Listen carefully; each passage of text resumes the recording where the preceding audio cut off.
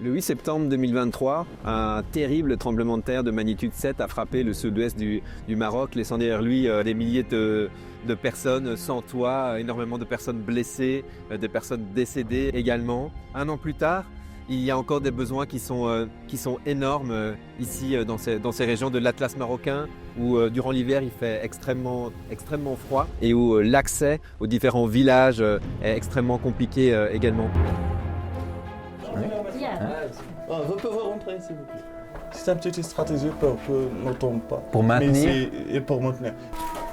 Comme vous voyez, les résultats de tremblement de terre, c'est ça. De la maison, elles sont plus utilisées, on peut plus rien. C'est une seule maison, Ouais. ils ne sont pas encore bénéficiés. Une seule maison et on peut plus du tout évidemment habiter dans ces. Et maintenant ils habitent où? Autant. كاين في الخيمة. عارفين ساكنين هما. Voilà la tente, il est là-bas. C'est là-bas, ok. Voilà. Depuis 1 an et demi, quoi. Ils sont là. Ouais.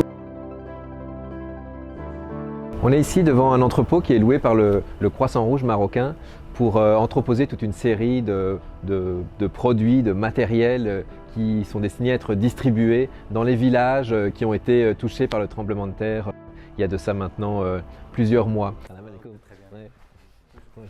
Et là, c'est voilà, les tésieux, les transitional shelter units, on peut voir ici. En fait,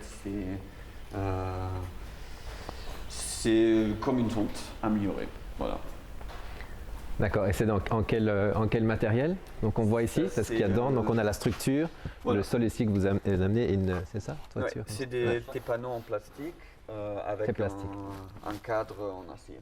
Voilà. D'accord, et les dimensions ici d'une tente comme celle-ci? C'est un système qui est quand même génial parce que on peut, normalement c'est pour une famille. Alors 5 personnes jusqu'à 8 personnes, mais on peut ajouter et faire le lien entre deux pour avoir un plus long.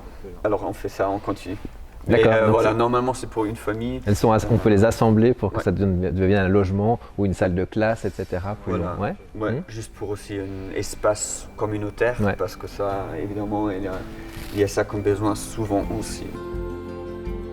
Au-delà de ça, au-delà de la crise, les conditions de vie des populations ici restent préoccupantes. La vulnérabilité est importante. Et évidemment, au niveau psychologique, il y a également des impacts. Les personnes doivent à présent reconstruire non seulement leur habitation, mais également leur vie.